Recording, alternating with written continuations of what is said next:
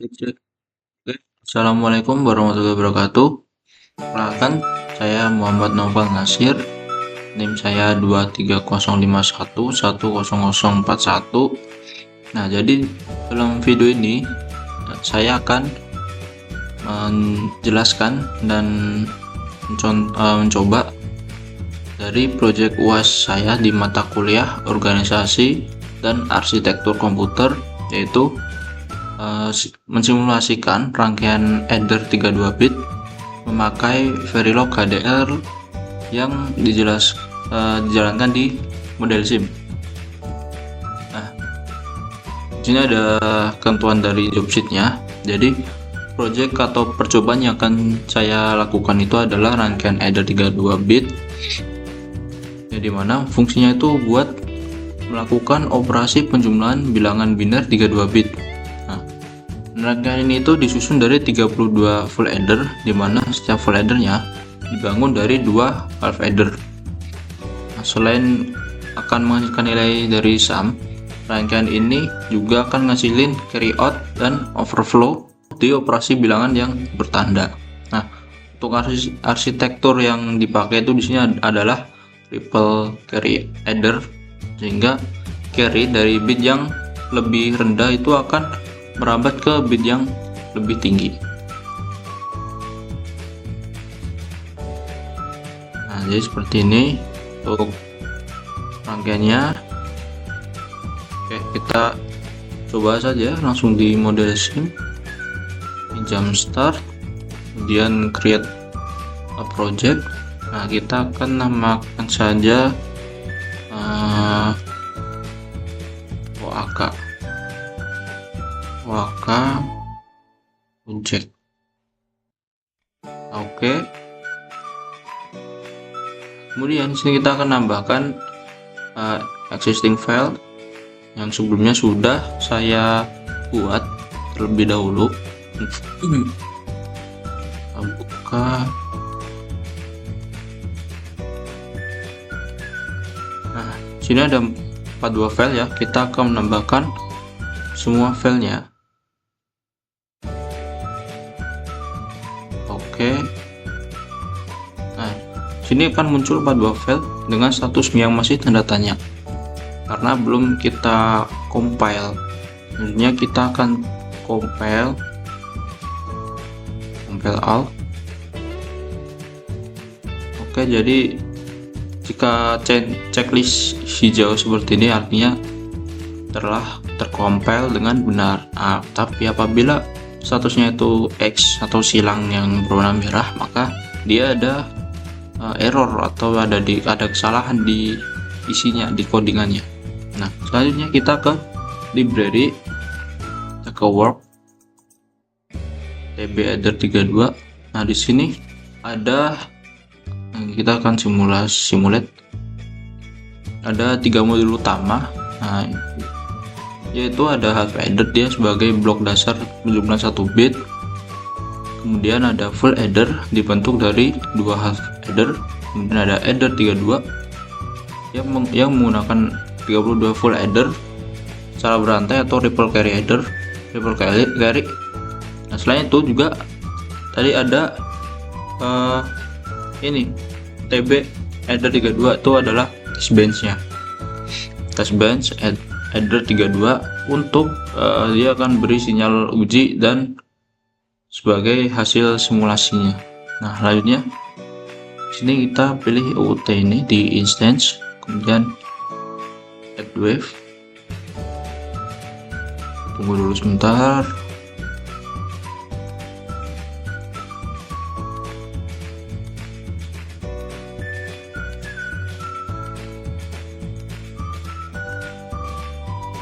Emang aplikasi ini tuh agak sedikit ini. Nah, lalu sebelumnya kita akan ubah dulu representasi dari AB dan sumnya, radix, kemudian desimal. Oke, yang B desimal dan sub.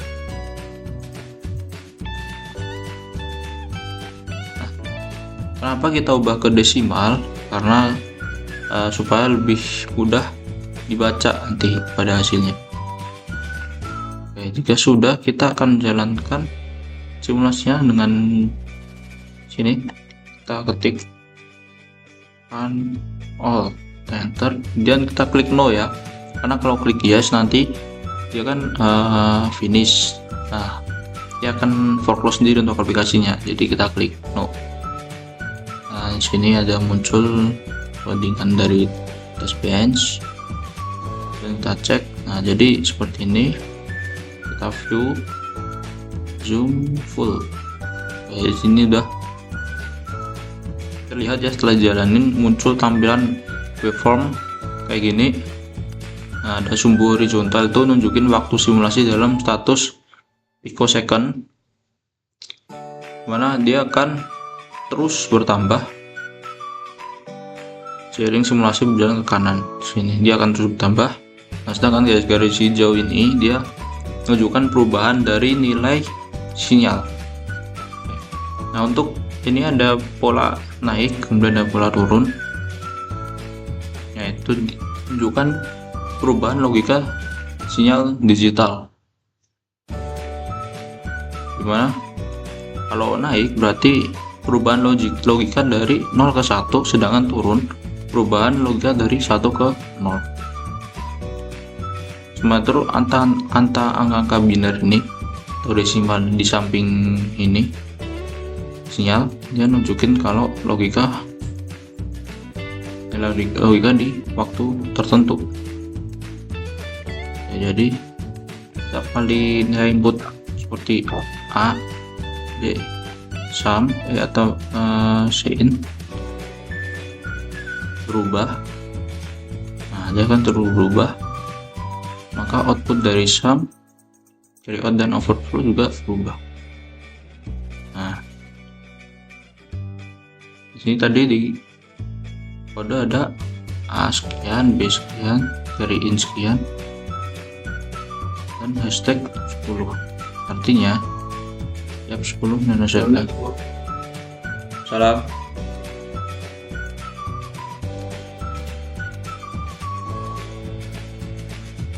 Oke, lanjut. Tadi ada sedikit dari luar. Nah, tadi di bagian sini tuh di test bench ada A, B, carry in, ini ada hashtag 10.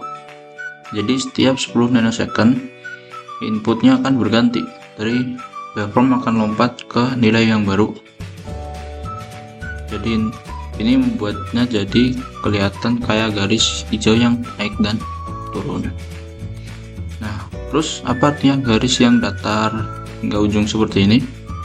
Artinya selama interval waktu tersebut nggak ada perubahan input ataupun output, jadi sinyalnya tetap stabil, yang artinya menandakan kalau rangkaiannya sudah settle. Nah, terus sini ada hasil dari test case 1. Nah, dia ada di rentang PS picosecond 1000 ya, 0 hingga 10.000 dan ini 20.000. Nah, itu di test case pertama tuh ada nilai A 10, B 15, dan hasil sum 25 dengan carry in nya itu adalah 0, carry in nah, 0, dan hasil sumnya 25 tuh tanpa carry dan tanpa overflow. Nah, terus untuk di test case 2 ini ada test case dimana A disetkan nilai maksimum, ini -1, unsecond itu ditambahkan dengan 1. Nah, hasilnya sum kembali ke 0 lagi, 0, dan carry out nya 1. Nah, dia nandain kalau terjadi carry out. Nah, sedangkan di test case yang ketiga ini bagian sini dia dilakukan penjumlahan bilangan dari signet maksimal dengan 1. Nah, ini dengan 1. Nah, hasilnya akan memicu overflow yang ditanya dengan sinyal overflow-nya. Nilai 1.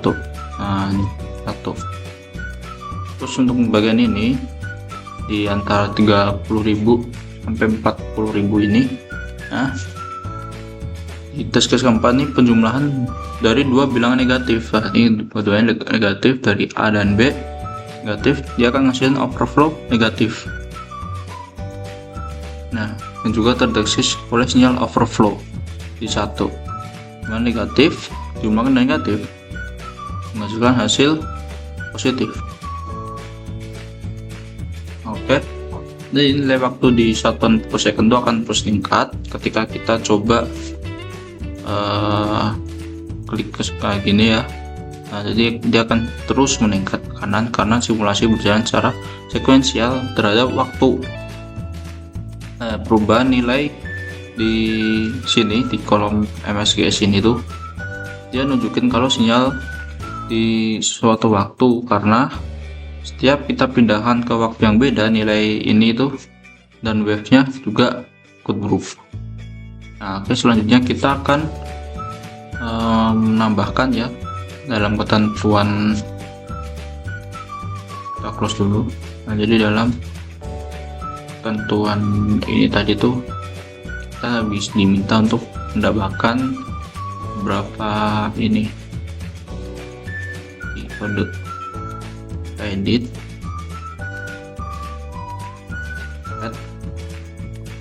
lakukan modifikasi di file tb header 32 sini. Sebenarnya saya sudah membuat nambahannya ini trash bench ini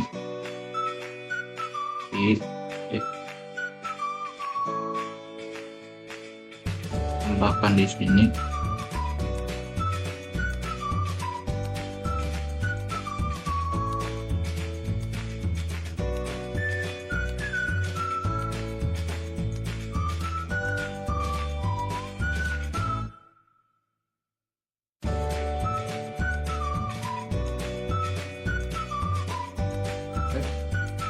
Kita save lagi.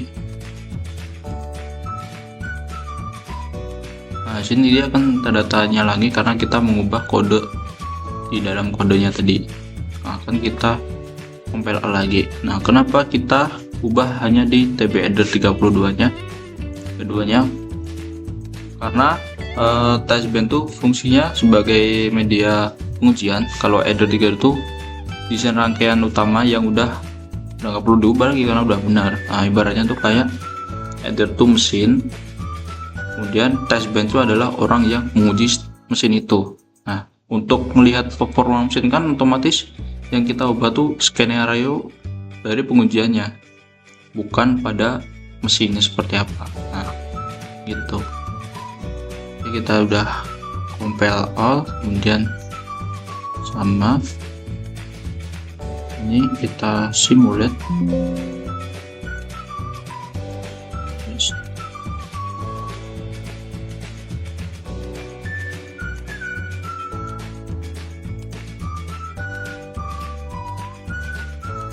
Tunggu dulu, kita sedang proses.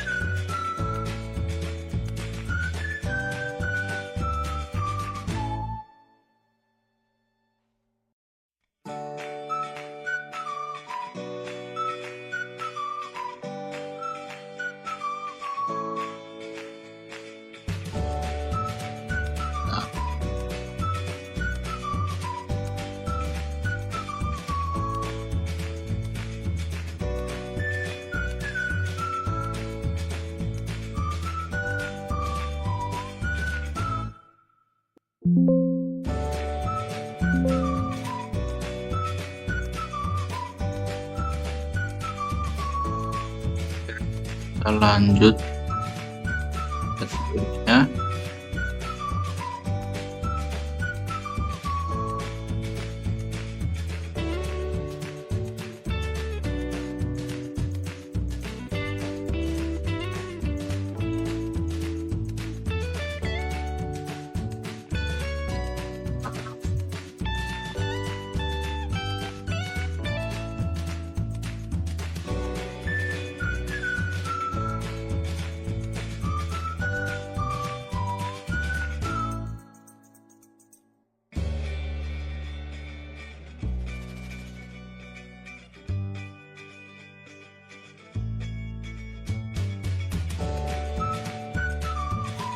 Jadi lihat ada penambahannya tadi karena simulasi sebelumnya hanya sampai 40.000 picosecond, sekarang dia bertambah hingga 70.000 picosecond.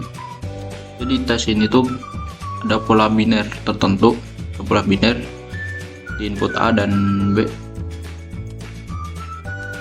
Ada pola biner. Nah, untuk kita mengamati gimana carry itu akan merambat jadi ripple carry dari bit yang rendah ke bit yang lebih tinggi. Nanti waveform tuh kelihatan ya kalau gelombang digital baru itu menunjukkan kalau perubahan sinyal yang terjadi secara berurutan antar bit, yang menandakan mekanisme dari ripple carry itu benar, bisa bekerja dengan mau tes case nih. Selanjutnya ini menguji kombinasi dari nilai signet dan unsignet. Dari hasil simulasi kelihatan bahwa sum, carry out, dan overflow tuh berubah sesuai dengan aturan dari aritmatika 32 bit, berubah. Ini biner. Oke, jadi setelah kita coba penambahan atau modifikasi, itu terlihat penambahan gelombang juga, gelombang digital di waveform. Nah, jadi gelombang itu nunjukin kalau perubahan nilai dari input dan output di waktu yang beda sesuai dengan test case tambahannya yang kita tambahkan. Nah, perubahan nominal yang muncul baik dalam biner ataupun desimal tuh nunjukin kalau rangkaian itu ngerespon setiap input secara benar dan konsisten. Gimana? Jadi ada lebih banyak test case, kemudian perubahan input, ada waktu simulasinya jadi lebih panjang dan 70.000. Ini gelombang barunya itu setiap segmen baru itu satu skenario uji tambahan. Oke, jadi demikian penjelasan dari project UAS yang telah saya kerjakan. Sebelumnya saya ucapkan terima kasih kepada dosen saya atas bimbingannya di mata kuliah ini. Untuk kurang lebihnya saya ucapkan terima kasih dan mohon maaf. Wassalamualaikum warahmatullahi wabarakatuh.